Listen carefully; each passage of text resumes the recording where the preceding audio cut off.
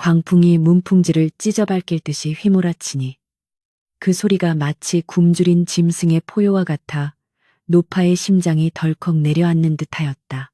솥단지 안에서는 붉은 팥죽이 보글보글 끓어오르며 기괴한 거품을 내뿜고 있었는데 그 툭툭 터지는 소리조차도 노파의 귀에는 저승사자가 문을 두드리는 소리처럼 들려왔다.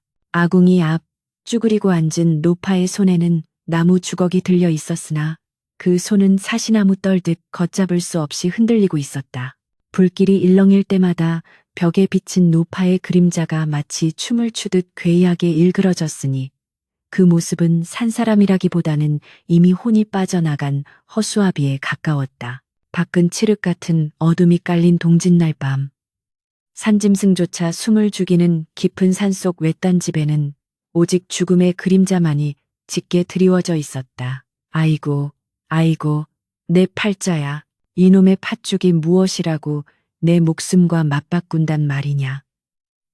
노파의 입에서 터져나온 탄식은 바람 소리에 섞여 허공으로 흩어졌다. 노파가 이토록 공포에 질려있는 까닭은 단지 거센 겨울바람 때문이 아니었으니 그 사연은 꽃피던 지난 봄으로 거슬러 올라간다. 봄볕이 따사롭게 내리쬐던 어느 날 노파는 굽은 허리를 두드리며 산비탈밭에서 김을 메고 있었다. 겨우내 얼었던 땅이 녹아 흙내음이 구수하게 올라오고 지천에 피어난 진달래가 붉게 물들었건만 홀로 사는 노파의 신세는 처량하기 그지없었다. 한참 호미질에 열중하고 있는데 갑자기 대낮임에도 불구하고 사방이 어둑어둑해지며 등골이 오싹해지는 살기가 느껴졌다.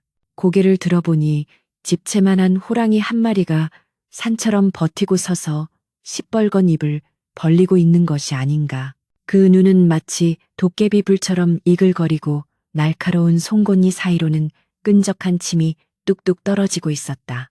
노파는 비명조차 지르지 못한 채 그 자리에 주저앉고 말았는데 호랑이가 내뱉는 거친 숨소리에 주변의 풀들마저 바짝 엎드리는 듯했다. 어흥, 할멈, 오늘 내 점심거리가 되어 주어야겠다. 호랑이의 목소리는 천둥소리처럼 우렁차고도 끔찍하여 노파의 고막을 찢을 듯 울렸다. 노파는 혼비백산하여 땅바닥에 머리를 조아리며 덜덜 떨리는 목소리로 애원했다. 호랑이님, 제발 목숨만은 살려주십시오. 이 늙고 병든 몸뚱이에 살이 있으면 얼마나 있겠습니까? 지금 저를 잡아먹어 보았자 뼈만 씹힐 뿐이니 배를 채우기에는 턱없이 부족할 것입니다. 그러나 호랑이는 들은 척도 하지 않고 앞발을 들어 올리며 당장이라도 노파를 덮칠 기세였다. 죽음이 코앞에 닥친 절체절명의 순간 노파의 머릿속에 번개처럼 스치는 생각이 하나 있었으니 그것은 바로 자신이 밭에 심어놓은 팥이었다. 사람이 죽을 때가 되면 살 길을 찾으려는 본능이 극에 달하는 법이라. 노파는 눈물 콧물을 쏟으며 마지막 기지를 발휘했다. 호랑이님, 그렇다면 제 청을 딱 한 가지만 들어주십시오. 지금은 봄이라 밭에 먹을 것이 없지만 제가 이 팥을 잘 가꾸어 가을에 수확하고 동지가 되면 맛있는 팥죽을 쑤어 놓겠습니다. 그때까지만 저를 살려주시면 팥죽도 배불리 드시고 저도 그때는 살이 좀 통통하게 올라 있을 테니 잡아먹기에도 좋지 않겠습니까? 노파의 말에 호랑이는 잠시 멈칫하더니 맛있는 팥죽 생각에 입맛을 다셨다. 미물이라도 맛있는 음식 앞에서는 마음이 약해지는 법인지 호랑이는 거대한 머리를 끄덕이며 으름장을 놓았다. 좋다. 팥죽이 끓는 동짓날 다시 올 터이니 그때까지 팥농사를 잘 지어 놓아라. 만약 도망치거나 약속을 어기면 산 전체를 뒤져서라도 찾아내어 뼈도 추리지 못하게 만들 테다. 호랑이는 그 말을 남기고 산속으로 사라졌고 노파는 그제야 긴장이 풀려 밭고랑에 쓰러져 기절하고 말았다. 그날 이후로 노파의 삶은 사는 게 사는 것이 아니었다. 봄이 가고 여름이 오고 다약볕 아래서 팥꽃이 피고 지는 것을 볼 때마다 노파의 가슴은 시커멓게 타들어갔다. 남들은 풍년을 기원하며 정성스레 농사를 짓건만 노파는 자신의 목숨을 재촉하는 팥을 키워야 했으니 그 심정이 오죽했겠는가. 팥이 무럭무럭 자라 꼬투리가 맺히고 붉은 파달이 영글어 갈수록 노파의 얼굴에는 수심이 깊어만 갔다. 가을 바람에 억새가 흔들리는 소리만 들려도 호랑이가 내려오는 소리인 듯하여 화들짝 놀라기 일쑤였고 밤이면 악몽에 시달려 식은땀으로 이불을 적시지 않은 날이 없었다. 마을 사람들은 팥농사가 잘 되었다며 칭찬을 건넸지만 그 말은 노파의 가슴에 비수처럼 꽂힐 뿐이었다. 세월은 야속하게도 유수와 같이 흘러 어느덧 찬서리가 내리고 눈발이 날리는 겨울이 찾아왔다. 산천초목이 앙상한 가지를 드러내고 북풍한 설이 몰아치는 동짓날, 약속된 그날이 기어이 다가오고야 만 것이다.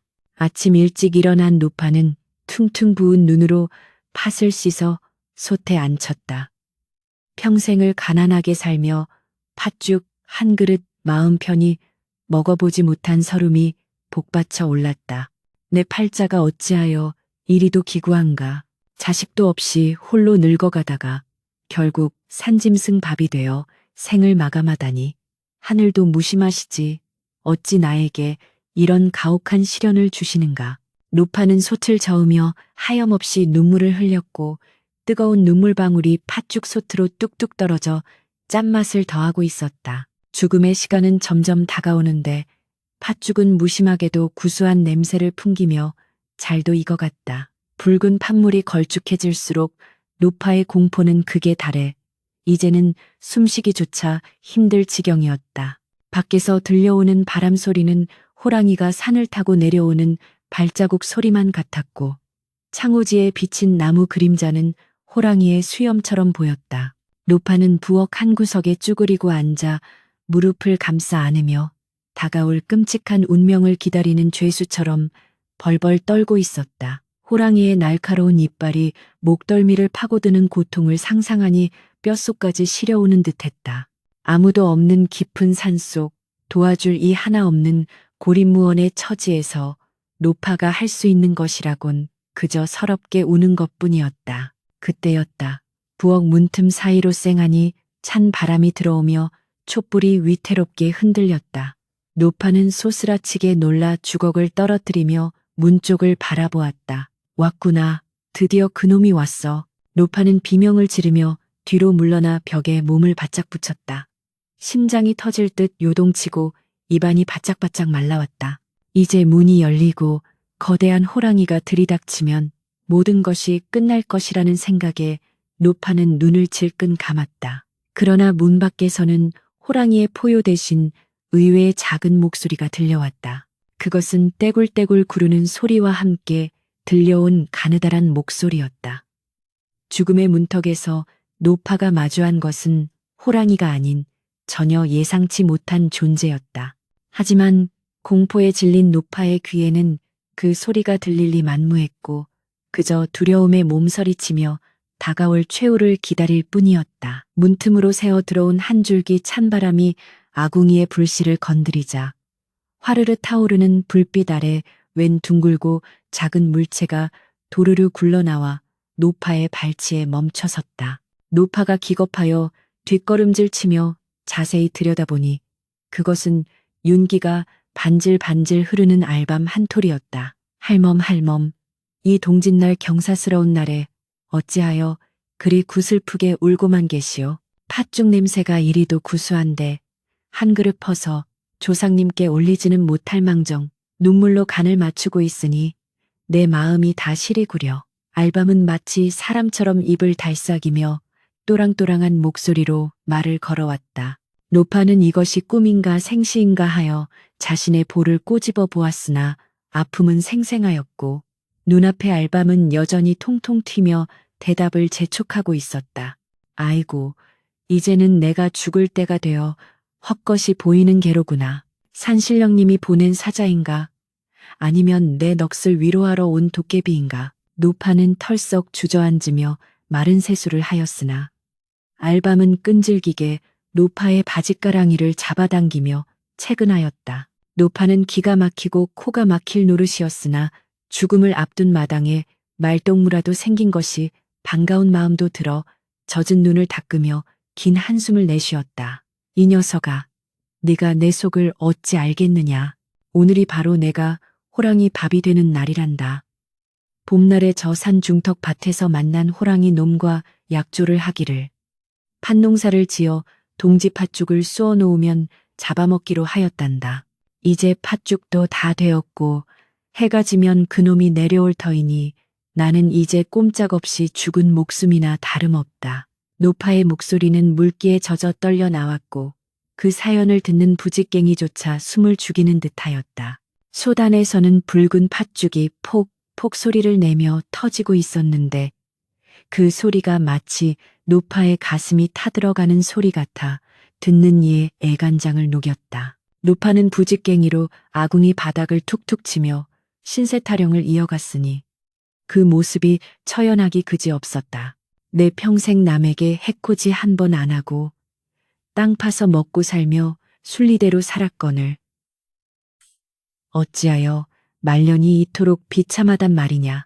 젊어서는 서방님 여이고 자식 하나 없이 이 산골짜기에서 흙과 바람을 벗삼아 살았다. 배고픈 날은 물로 배를 채우고 추운 날은 낙엽을 덮고 자면서도 남의 것을 탐하지 않았어. 팥 하나를 심을 때마다 이것이 자라면 누구 입에 들어갈까 하며 정성을 다했는데 결국은 나를 잡아먹을 원수의 입으로 들어간다니 하늘도 무심하시지. 노파의 눈에서는 다시금 굵은 눈물방울이 뚝뚝 떨어져 메마른 흙바닥을 적셨다. 방 안에는 죽음의 공포와 억울함이 뒤섞인 무거운 공기가 가라앉아 있었고 문 밖에서 휘몰아치는 바람 소리는 노파의 절규에 화답하듯 더욱 거세게 울부짖었다. 그 와중에도 잘 익은 팥죽 냄새는 야속하리만치 달콤하게 퍼져나가 노파의 텅 빈 위장을 자극하며 생의 비애를 더하고 있었다. 알밤은 노파의 구구절절한 사연을 듣고는 잠시 침묵하더니 이내 몸을 부르르 떨며 당찬 목소리로 외쳤다. 할멈, 그깟 호랑이가 무서워 밥도 못 먹고 죽을 수는 없는 노릇 아니오? 호랑이에게 잡혀가도 정신만 차리면 산다는 옛말도 모르시오? 내가 비록 작고 보잘것없는 알밤이지만 할멈의 그 억울함을 풀어줄 묘책이 있소이다. 그러니 그 맛있는 팥죽 한 그릇만 나에게 주시오. 배가 든든해야 힘을 쓸 것 아니오. 노파는 알밤의 당돌한 말에 헛웃음을 흘렸다. 집채만 한 호랑이를 이 조그만 알밤이 어찌 당해낸단 말인가. 필시 죽기 전에 맛있는 팥죽이나 얻어먹으려는 수작이겠거니 생각했다. 그러나 어차피 죽으면 호랑이 뱃속으로 들어갈 팥죽. 배고픈 미물에게 적선이나 하고 가자는 마음에 노파는 주걱을 들었다. 그래, 옛다. 먹고 죽은 귀신이 때깔도 곱다더라. 내 마지막 가는 길에 내 녀석 배나 불려주마. 노파는 큼지막한 사기 그릇에 김이 모락모락 나는 팥죽을 가득 퍼서 알밤 앞에 놓아주었다. 붉은 팥물에 하얀 새알심이 동동 뜬 팥죽은 보기만 해도 군침이 돌 정도였다.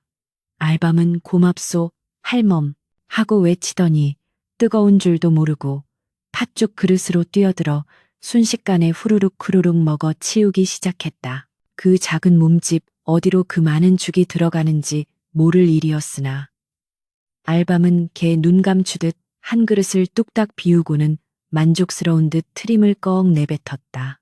아따, 할멈 솜씨가 일품이구려. 천하일미가 따로 없소. 알밤은 배를 두드리며 아궁이 앞 따뜻한 재 속에 파고들어 자리를 잡았다. 할멈, 나는 여기서 힘을 비축하고 있을 테니 걱정 말고 기다리시오. 노파는 알밤의 행동이 기이하기는 했으나 어차피 죽을 운명에 큰 기대를 걸지는 않았다. 그저 텅 빈 그릇을 바라보며 자신의 허기진 배를 움켜쥐었다. 나도 한술 떠야겠구나. 저승길 배고프지 않게. 노파는 떨리는 손으로 남은 팥죽을 퍼서 입으로 가져갔다. 뜨겁고 달콤하며 쌉싸름한 팥죽이 목구멍을 넘어가자 뜨거운 기운이 온몸으로 퍼지며 잠시나마 공포를 잊게 해주었다. 그것은 어머니의 품속 같은 따스함이자 고단했던 이승에서의 마지막 위로와도 같았다. 숟가락질을 할 때마다 지난 세월의 기억들이 주마등처럼 스쳐 지나갔다. 꼬물꼬물 기어 다니던 어린 시절, 수줍게 시집오던 날의 고운 연지 곤지, 먼저 간 서방님의 투박한 손길, 그 모든 것이 이제는 팥죽 한 그릇에 녹아 사라질 덧없는 꿈처럼 느껴졌다. 노파는 목이 메어 숟가락을 내려놓고 다시금 하염없이 눈물을 쏟아냈다. 그때 부엌문이 삐걱하고 다시 열리더니 차가운 냉기와 함께 또 다른 기척이 느껴졌다. 노파는 소스라치게 놀라 문 쪽을 바라보았다. 이번엔 또 누구냐? 호랑이 놈이냐? 노파의 외침에 대답하듯 느릿느릿하고 묵직한 목소리가 바닥에서 들려왔다. 할멈, 할멈, 못이 그리 서러워 목을 놓아 우시오. 자세히 보니 그것은 소뚜껑만 한 자라 한 마리가 엉금엉금 기어 들어오고 있는 것이었다. 자라의 등딱지는 물기로 번들거렸고 작은 눈은 노파를 빤히 올려다보고 있었다. 노파는 기가 막혀 입을 다물지 못했다. 산속 깊은 오두막에 알밤에 이어 자라까지 찾아오다니 필시 오늘이 기묘한 날임에는 틀림없었다. 아이고, 자라 양반, 내 신세가 처량하여 우는 것이요. 노파는 조금 전 알밤에게 했던 이야기를 자라에게도 똑같이 들려주었다. 호랑이와의 약속, 다가온 죽음, 팥죽에 얽힌 사연을 토해내며 가슴을 쳤다. 자라 역시 고개를 주걱거리며 노파의 이야기에 귀를 기울이더니 알밤과 똑같은 제안을 하는 것이 아닌가. 할멈, 너무 걱정 마시오. 내 비록 걸음은 느리나 무는 힘 하나는 천하장사요. 팥죽 한 그릇만 주면 내 단단히 한몫 거들어 호랑이를 혼쭐 내 주리다. 노파는 속으로 이 짐승들이 팥죽 냄새를 맡고 단체로 홀린 것이 분명하구나 생각하면서도 거절할 힘조차 없어 묵묵히 팥죽 한 그릇을 퍼주었다. 자라는 넙죽넙죽 죽을 받아먹고는 부엌 한 구석에 있는 커다란 물항아리 속으로 첨벙하고 들어가 몸을 숨겼다. 할멈, 나는 이 물속에서 때를 기다리리다. 물항아리 위로 잔잔한 파문이 일더니 이내 부엌은 다시 고요해졌다. 하지만 고요함도 잠시, 밖에서는 또다시 낯선 인기척들이 연이어 들려오기 시작했다. 질퍽한 소리를 내며 굴러들어오는 개똥물지, 날카로운 소리를 내며 꽂히는 송곳, 쿵쿵거리며 들어오는 절구, 넓게 펼쳐지며 날아드는 멍석, 그리고 뚜벅뚜벅 걸어 들어오는 지게까지. 평소에는 말 못하던 무생물과 미물들이 줄지어 노파의 부엌으로 모여들고 있었다. 그들은 하나같이 할멈, 할멈, 왜 우시오? 라고 물었고 노파는 앵무새처럼 같은 사연을 반복하며 그때마다 팥죽을 퍼주었다. 부엌은 어느새 이 기이한 손님들의 열기로 가득 찼고 팥죽 솥은 점점 바닥을 드러내고 있었다. 노파는 이 불가이한 상황 속에서 묘한 안도감을 느끼기 시작했다. 혼자 죽는 줄 알았는데 가는 길에 배웅해주는 이들이 이리도 많으니 외롭지는 않겠구나 하는 체념 섞인 위안이었다. 해가 서산 너머로 완전히 기울고 사위는 칠흑 같은 어둠에 잠겼다. 창호지 문 밖으로는 달빛조차 스며들지 않는 그야말로 암흑천지였다. 산바람 소리는 더욱 거세져 마치 귀신이 곡하는 소리처럼 들려왔고 멀리서 짐승들이 울부짖는 소리가 간헐적으로 들려왔다. 이제 정말 약속한 시간이 코앞에 닥친 것이다. 팥죽을 배불리 얻어먹은 손님들은 각자 약속한 장소에 숨어 숨소리조차 내지 않았다.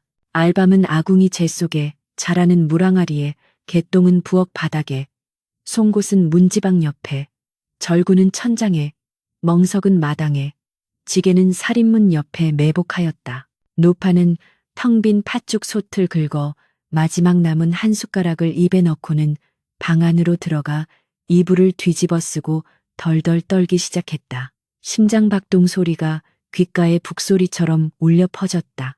호랑이님, 제발 고통 없이 한 번에 데려가 주십시오. 노파의 간절한 기도가 끝나는 순간 산천을 뒤흔드는 거대한 포효 소리가 집을 덮쳤다. 어흥, 할멈, 약속한 팥죽은 다 쑤어 놓았느냐. 천지를 뒤흔드는 포효와 함께 살인문이 종이장처럼 구겨지며 날아갔다. 그 소리는 마치 하늘이 무너져 내리는 듯하여 방 안 이불 속에 숨죽이고 있던 노파의 심장을 사정없이 난도질했다. 거친 숨소리가 마당을 가득 채우더니 쿵, 쿵, 쿵. 땅을 울리는 육중한 발소리가 점점 부엌 쪽으로 다가왔다.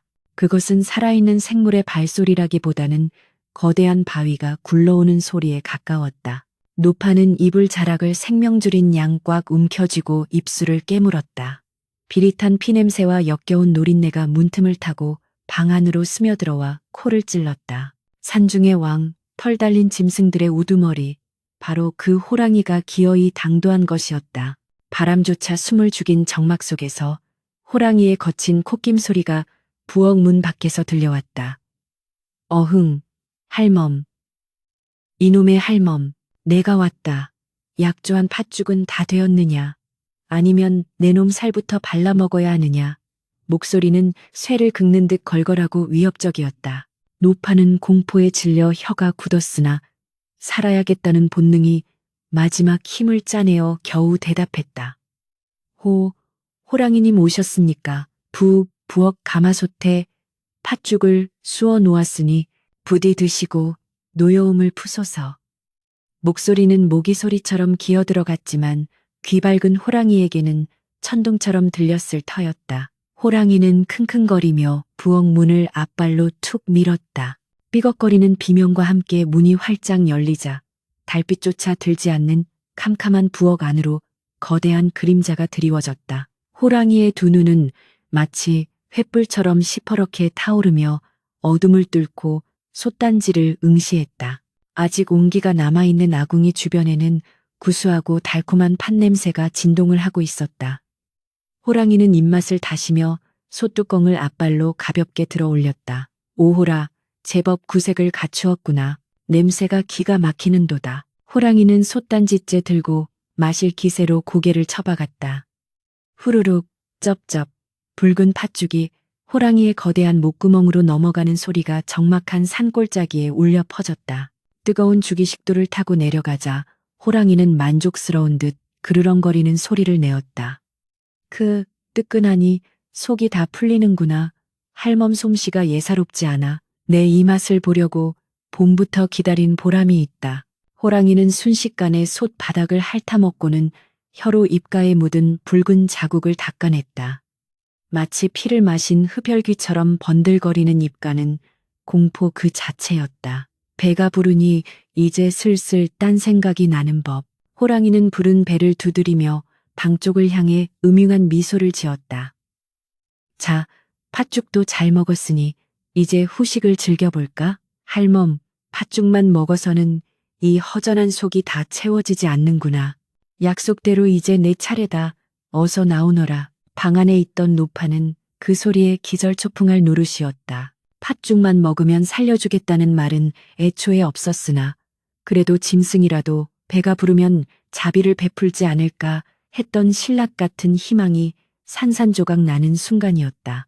호랑이님, 제발 살려주십시오. 이 늙은이 잡아먹어 무엇하겠습니까? 노파의 애원에도 호랑이는 코웃음을 쳤다. 잔말 말고 나오래도 내 이빨이 근질거려 견딜 수가 없다. 호랑이는 성큼성큼 방문 앞으로 다가왔다. 그때였다. 밖에서 불어온 찬바람에 호랑이의 몸이 으스스 떨렸다. 팥죽을 급하게 먹어 땀이 났던 차에 찬바람을 맞으니 한기가 든 모양이었다. 에잉, 날씨 한번 고약하구나. 입가심을 하기 전에 몸 좀 녹여야겠다. 호랑이는 발길을 돌려 다시 부엌 아궁이 쪽으로 향했다. 불씨가 아직 살아있겠지. 담뱃대나 한 대 피워 물고 소화를 시켜야겠어. 호랑이가 아궁이 앞으로 다가가 쭈그리고 앉는 순간 숨죽이고 있던 긴장이 팽팽하게 당겨졌다. 아궁이 깊숙한 곳 하얀 재를 뒤집어 쓰고 숨어있던 알밤이 때를 기다리고 있었다. 호랑이는 아무런 의심 없이 아궁이 속으로 고개를 들이밀고 앞발로 재를 헤집으며 불씨를 찾았다. 어디 보자. 불씨가 바로 그 찰나였다. 펑 하는 굉음과 함께 아궁이 속에서 시뻘건 불덩이가 튀어올랐다. 그것은 단순한 불똥이 아니었다. 잔뜩 열을 받아 터지기 일보 직전이었던 알밤이 호랑이의 눈을 향해 정확하게 돌진한 것이었다. 내 눈, 호랑이는 외마디 비명을 지르며 뒤로 나자빠졌다. 뜨거운 알밤 파편이 호랑이의 오른쪽 눈을 정통으로 강타하여 타들어가는 고통을 안겨주었다. 천하를 호령하던 산군이 고작 알밤 한 톨의 일격을 당해 뒹구는 모습은 실로 가관이었다. 하지만 이것은 시작에 불과했다. 이게 무슨 병고냐? 누가 감히 나를 공격해? 호랑이는 분노와 고통으로 길길이 날뛰며 화끈거리는 눈을 식히기 위해 본능적으로 물을 찾았다.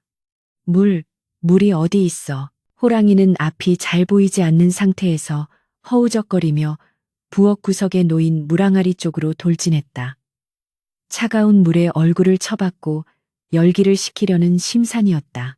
호랑이가 물항아리에 고개를 쳐박으려는 순간 시커먼 물 밑에서 기다리고 있던 자라가 솟구쳐 올랐다. 자라의 입은 작지만 한 번 물면 천둥이 쳐도 놓지 않는다는 쇠 같은 턱힘을 가지고 있었다. 꽉 자라는 호랑이의 코를 사정없이 물고 늘어졌다.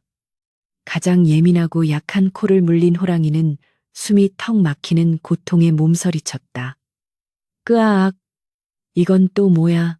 놔라, 놓지 못해. 호랑이가 고개를 쳐들고 미친 듯이 흔들어댔지만 자라는 호랑이의 코에 매달려 대롱대롱 흔들리면서도 결코 입을 벌리지 않았다. 오히려 호랑이가 흔들수록 자라의 이빨은 더 깊이 살을 파고들었고 붉은 선혈이 뚝뚝 떨어져 물항아리를 붉게 물들였다. 호랑이는 눈에서는 불이 나고 코는 찢어질 듯한 고통에 이성을 잃고 발광하기 시작했다. 이놈의 집구석이 귀신이 들렸나. 보이지 않는 것들이 나를 죽이려 드는구나. 호랑이는 자라를 떼어내기 위해 앞발로 코를 후려치고 벽에 머리를 들이받으며 난동을 부렸다. 부엌의 솥뚜껑이 날아가고 그릇들이 깨지며 아수라장이 되었다. 가까스로 자라가 떨어져 나갔지만 호랑이의 코는 이미 너덜너덜해져 있었다. 극도의 공포와 혼란에 빠진 호랑이는 이제 노파를 잡아먹겠다는 생각 따위는 안중에도 없었다. 오직 이 끔찍한 부엌에서 벗어나야 한다는 생각뿐이었다. 도망쳐야 해. 이곳은 지옥이다. 호랑이는 피가 흐르는 눈을 끔벅이며 뒷걸음질 쳤다. 그러나 호랑이가 발을 내딛는 그곳에는 치밀하게 계산된 또 다른 함정이 기다리고 있었다. 부엌 바닥 어둠 속에 조용히 엎드려 있던 질퍽한 개똥 물짓똥. 이 호랑이의 뒷발 아래 놓여 있었던 것이다. 당황하여 허둥지둥 물러나던 호랑이는 미끄러운 개똥을 밟고 중심을 잃었다. 으어, 거대한 몸뚱이가 허공에 붕 뜨더니 쿠당탕 소리를 내며 바닥으로 곤두박질 쳤다. 천하장사 호랑이가 제 몸 하나 가누지 못하고 엉덩방아를 터쉬며 나뒹구는 꼴은 참혹하면서도 통쾌했다. 하지만 놈들의 공격은 여기서 멈추지 않았다. 호랑이가 넘어진 바로 그 자리, 문지방 옆 어둠 속에는 날카로운 송곳이 서슬퍼런 나를 세우고 기다리고 있었다. 호랑이의 엉덩이가 바닥에 닿는 순간 푸욱 하는 소리와 함께 송곳이 호랑이의 엉덩이 깊숙한 곳을 찔러 들어갔다. 뼈에 사무치는 날카로운 통증이 척추를 타고 뇌까지 전해졌다. 아하, 내 엉덩이, 사람 살려, 호랑이 죽네. 산이 떠나가라, 비명을 지르며 호랑이는 펄쩍 뛰어올랐다. 눈은 멀고 코는 찢어지고 엉덩이까지 찔린 호랑이는 이제 산군의 위험 따위는 찾아볼 수 없는 겁에 질린 한 마리 짐승에 불과했다. 그는 고통을 이기지 못해 미친 듯이 날뛰며 부엌을 빠져나가려 했다. 그러나 호랑이가 뛰어오를 때마다 천장에서는 묵직한 무언가가 그를 노려보고 있었다. 노파는 방 안에서 들려오는 호랑이의 비명과 우당탕거리는 소리에 귀를 의심했다. 조금 전까지만 해도 자신을 잡아먹겠다고 으르렁대던 호랑이가 지금은 마치 도깨비에게 홀린 듯 비명을 지르며 살려달라고 외치고 있는 것이 아닌가. 이게 도대체 무슨 일이란 말인가. 그 작은 알밤과 자라가 정말로 호랑이를 잡고 있는 것인가. 노파는 떨리는 손으로 문고리를 잡았다. 밖에서 벌어지는 믿기 힘든 상황을 확인하고 싶은 마음과 두려움이 교차했다. 하지만 밖은 이미 전쟁터였다. 호랑이는 출구를 찾아 헤매며 부엌을 쑥대밭으로 만들고 있었고 놈들의 협공은 이제 절정을 향해 치닫고 있었다. 부어가는 그야말로 아수라장이었다. 눈에서는 불이 나고 코는 잘려나갈 듯 아프며 엉덩이에는 송곳이 박힌 채 펄펄 뛰는 호랑이의 꼴은 차마 눈 뜨고 볼 수 없는 지경이었다. 산중을 호령하던 위험은 온데간데 없고 그저 고통에 몸부림치는 짐승의 비명만이 좁은 부엌을 가득 메웠다. 크악, 귀신이다. 이 집구석에 귀신이 산다. 호랑이는 허공을 향해 앞발을 휘저었으나 잡히는 것은 허공뿐이었고 보이지 않는 적들의 공격은 멈출 기미가 없었다. 더 이상 이곳에 머물렀다가는 뼈도 추리지 못하겠다는 공포감이 호랑이의 뇌리를 지배했다. 놈은 피투성이가 된 얼굴을 감싸쥐고 깨진 항아리 조각과 널브러진 솥뚜껑을 밟으며 비틀비틀 출구를 향해 내달렸다. 나가야 해. 밖으로 나가야 산다. 호랑이가 죽을 힘을 다해 부엌 문지방을 넘어 마당으로 튀어나가려는 찰나였다. 무늬 쪽 어두컴컴한 선반 위에 묵직하게 자리 잡고 있던 무언가가 호랑이의 머리 위로 그림자를 드리웠다. 그것은 바로 돌로 깎아 만든 육중한 절구통이었다. 절구는 호랑이가 문지방을 넘는 타이밍을 정확히 노리고 있었다. 내 이놈, 어디를 도망가느냐. 내 무거운 엉덩이 맛을 보거라. 절구는 천둥 같은 호통과 함께 허공에서 수직으로 낙하했다. 중력의 힘을 온전히 받은 그 육중한 돌덩어리는 호랑이의 정수리를 향해 정확하게 내리꽂혔다. 쿵! 둔탁하고도 묵직한 타격음이 밤 공기를 갈랐다. 마치 거대한 바위가 산에서 굴러떨어지는 듯한 소리였다. 호랑이는 비명조차 제대로 지르지 못한 채 그 자리에 꼬꾸라졌다. 머리가 쪼개지는 듯한 충격에 눈앞이 번쩍하더니 다리에 힘이 풀리며 바닥에 널브러지고 말았다. 뇌진탕을 일으킨 호랑이는 정신이 혼미하여 네 발을 허우적거렸으나 몸이 말을 듣지 않았다. 천하장사라 불리던 그 힘도 머리 위로 떨어지는 돌덩어리 앞에서는 무용지물이었다. 절구는 쓰러진 호랑이의 등 위를 짓누르며 비웃듯 말했다. 호랑이 가죽이 질기다더니 내 돌덩이보다는 무르구나. 내 놈이 그동안 잡아먹은 힘없는 짐승들의 원한이 내 몸무게에 실려 있음을 알라. 하지만 시련은 그것으로 끝이 아니었다. 정신을 차릴 새도 없이 이번에는 마당 한 구석에 돌돌 말려있던 멍석이 스르르 몸을 풀며 다가왔다. 멍석은 마치 살아있는 거대한 뱀처럼 호랑이의 몸을 휘감기 시작했다. 자, 이제 따뜻하게 이불을 덮어주마. 영원히 깨어나지 못할 잠을 자거라. 멍석은 쓰러진 호랑이의 머리부터 꼬리까지 순식간에 둘둘 말아버렸다. 호랑이가 정신을 차리고 발버둥 치려 했으나 멍석은 그럴수록 더욱 단단하게 몸을 조여왔다.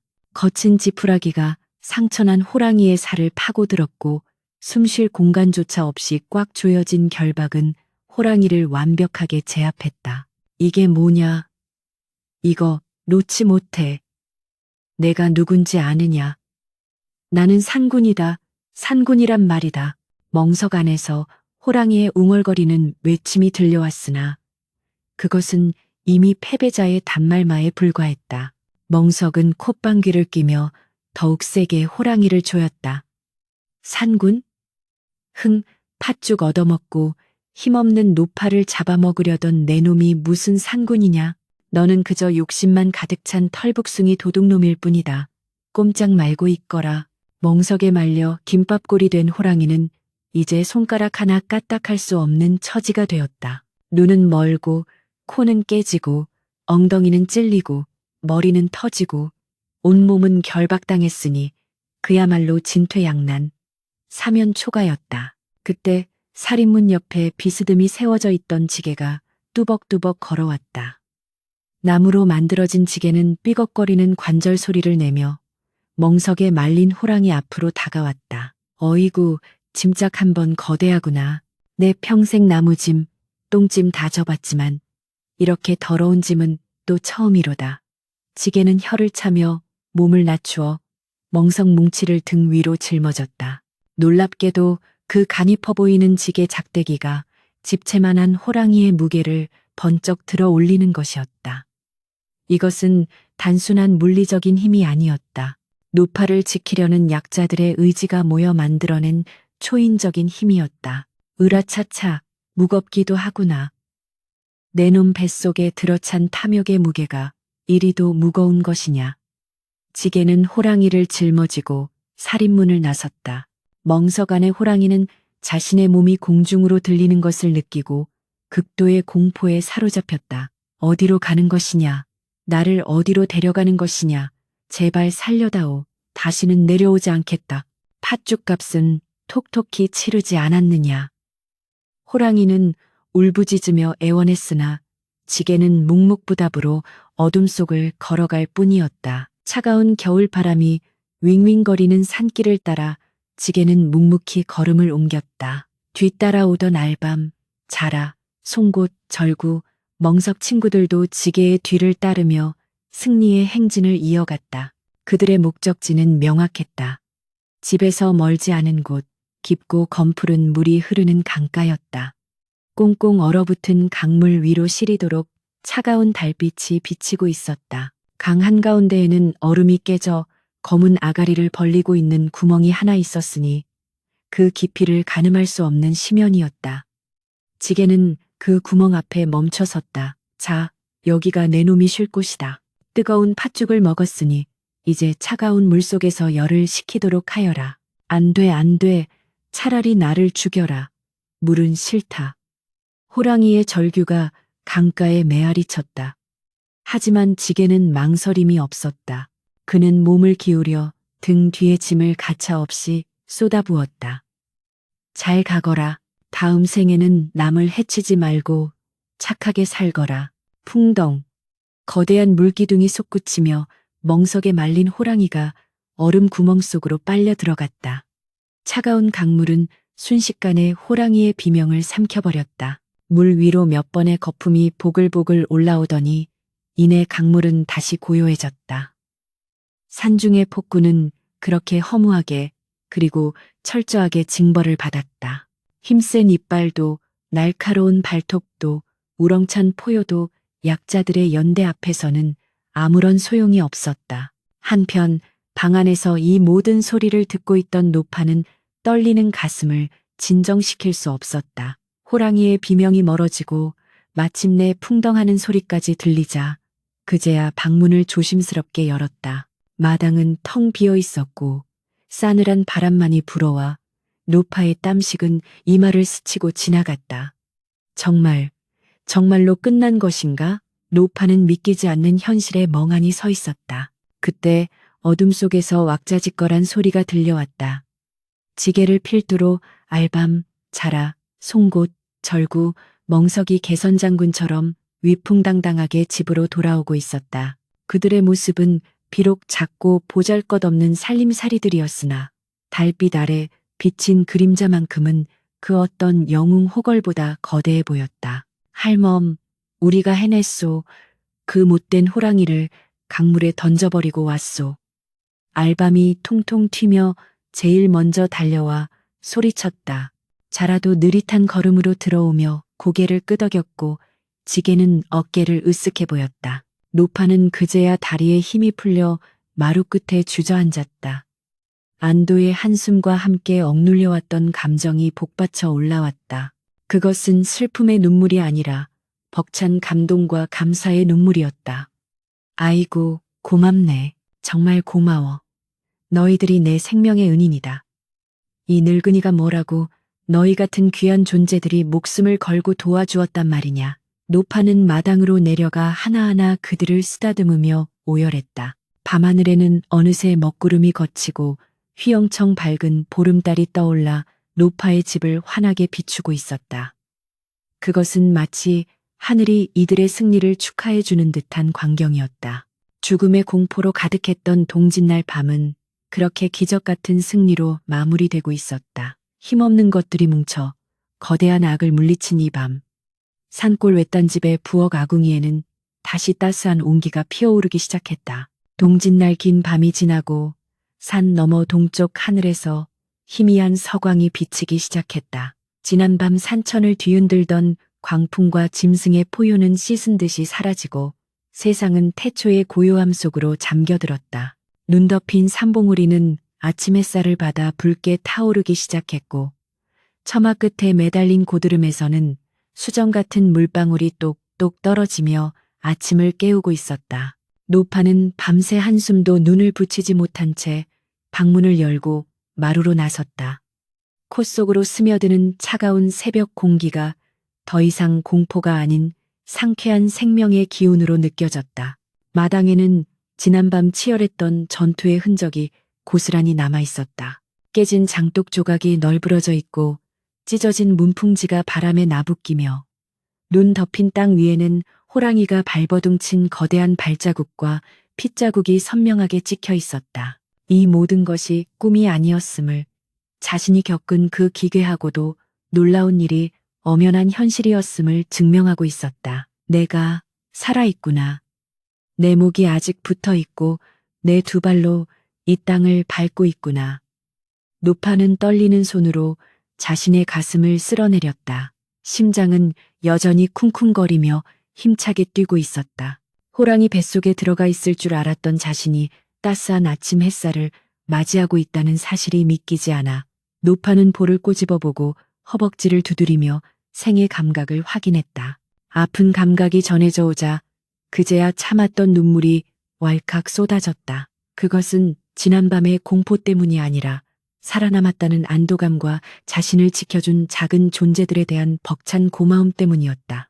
노파는 비틀거리는 걸음으로 부엌으로 들어갔다. 부엌은 그야말로 난장판이었으나 노파의 눈에는 그 어느 곳보다 성스러운 전당처럼 보였다. 아궁이 재 속에는 자신을 태워 호랑이의 눈을 멀게 한 알밤의 껍질이 까맣게 그을린 채 남아있었고 깨진 물항아리 옆에는 자라가 지친 듯 목을 집어넣고 쉬고 있었다. 문지방 옆에는 송곳이 꿋꿋하게 서 있었고 바닥에는 쇠똥이 말라붙어 있었으며 천장의 절구와 마당의 멍석 그리고 지게는 제자리로 돌아가 마치 아무 일도 없었던 것처럼 시치미를 뚝 떼고 있었다.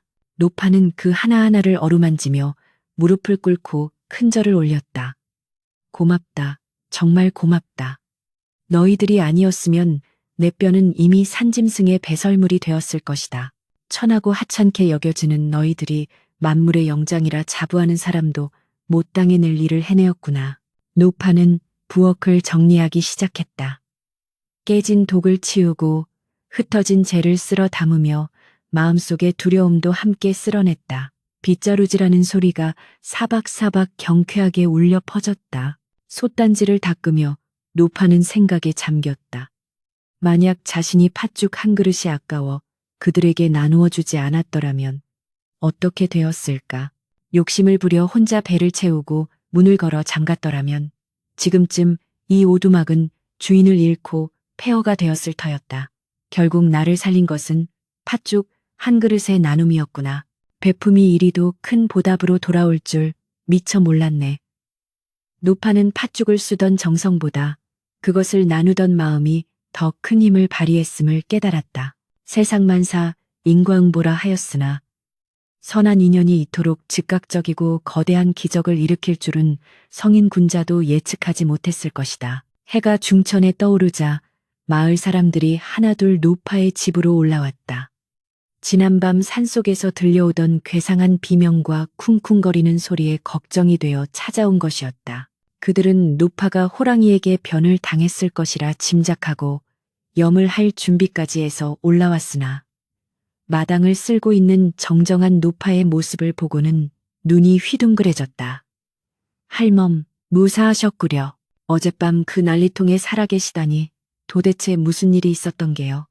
마을 사람들의 물음에 노파는 빗자루를 내려놓고 빙그레 웃으며 지난밤의 무용담을 들려주었다. 알밤이 눈을 때리고 자라가 코를 물고 개똥에 미끄러지고 송곳에 찔리고 절구에 맞고 멍석에 말려지게에 실려간 호랑이의 이야기를. 처음에는 마을 사람들이 노파가 너무 놀라 실성한 것이 아닌가 의심했다. 에이, 할멈도 참, 그 조그만 것들이 어찌 산군을 잡는단 말이오? 그러나 강가로 달려가 본 청년들이 얼음 구멍 주변에 흩어진 호랑이 털과 핏자국, 그리고 멍석 조각을 발견하고 돌아와 소리치자 그제야 사람들은 노파의 말이 사실임을 믿게 되었다. 세상에 이런 기적이 다 있나. 알밤과 자라가 호랑이를 잡다니. 소문은 발없는 말이 되어 천리 밖까지 퍼져나갔다. 인근 고을은 물론 한양 도성까지 소문이 퍼져 사람들은 약자가 힘을 합쳐 강자를 물리친 이 통쾌한 이야기에 박수를 보내며 환호했다. 노파의 오두막은 성지가 되어 힘없고 억울한 일을 당한 사람들이 찾아와 위로를 얻고 가는 곳이 되었다. 겨울이 가고 다시 봄이 찾아왔다. 얼음이 녹은 계곡물 소리가 청아하게 울리고 산비탈에는 다시 진달래가 흐드러지게 피어났다. 노파는 다시 밭으로 나가 호미를 들었다.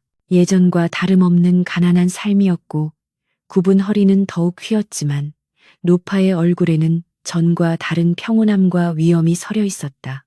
밭을 갈다가 문득 흙 속에서 굴러나온 돌멩이 하나, 지나가는 개미 한 마리도 예사로 보이지 않았다. 세상 만물 그 어느 것도 하찮은 것은 없으며 저마다의 쓰임과 힘을 가지고 있음을 뼈저리게 알았기 때문이었다. 노파는 밭고랑에 앉아 땀을 훔치며 먼 산을 바라보았다. 호랑이가 사라진 산은 고요하고 평화로웠다. 이제 더 이상 팥농사를 지으며 죽을 날을 세지 않아도 되었다. 다가올 가을에 수확할 팥은 오로지 이웃과 나누어 먹을 기쁨의 양식이 될 것이었다. 어느 날 저녁 노파는 정성스레 팥죽을 쑤어 상을 차렸다. 그리고 방 아랫목과 부엌, 장독대, 마당 구석구석에 작은 그릇들을 놓아두었다. 알밤과 자라, 쇠똥과 송곳, 절구와 멍석, 지게를 위한 재상이었다. 많이들 드시게. 자네들 덕분에 이 늙은이가 오늘도 발 뻗고 자네. 노파의 중얼거림에 부엌 아궁이 불빛이 화답하듯 너울거렸다. 그날 밤 노파의 꿈속에는 그날의 친구들이 나타나 덩실덩실 춤을 추었다. 알밤은 대굴대굴, 자라는 엉금엉금, 멍석은 펄럭펄럭. 그들의 춤사위는 그 어떤 궁중 무용보다 아름답고 흥겨웠다. 노파 역시 꿈속에서 젊은 시절의 고운 모습으로 돌아가 그들과 함께 어우러지며 웃음꽃을 피웠다. 세월은 흘러 노파는 천수를 누리고 편안히 눈을 감았다. 노파가 떠난 뒤에도 그 오두막은 오랫동안 남아 산을 오르는 나그네들에게 쉼터가 되었다. 사람들은 그곳에서 팥죽을 쑤어 먹으며 이야기했다. 힘센 자가 약한 자를 괴롭히는 세상이지만 약한 자들도 뜻을 모으고 지혜를 합치면 그 어떤 거대한 폭력도 물리칠 수 있다는 것을, 그리고 진정한 힘은 날카로운 이빨이나 발톱에서 나오는 것이 아니라 서로를 위하는 따뜻한 마음과 나눔에서 나온다는 것을. 이야기는 여기서 끝을 맺는다. 지금도 동짓날이 되면 사람들은 팥죽을 쑤어 먹으며 애군을 쫓고 복을 빈다. 붉은 팥죽 한 그릇에 담긴 의미는 단순히 귀신을 쫓는 주술이 아니라 서로의 온기를 나누고 연대하여 혹독한 겨울을, 그리고 가혹한 세상을 이겨내자는 약속일지도 모른다. 혹여 산길을 가다 알밤 하나가 발에 차이거나 길가에 개똥이 놓여 있더라도 함부로 차지 마시라. 그 작은 것들이 언젠가 당신을 구해줄 영웅이 될지 누가 알겠는가.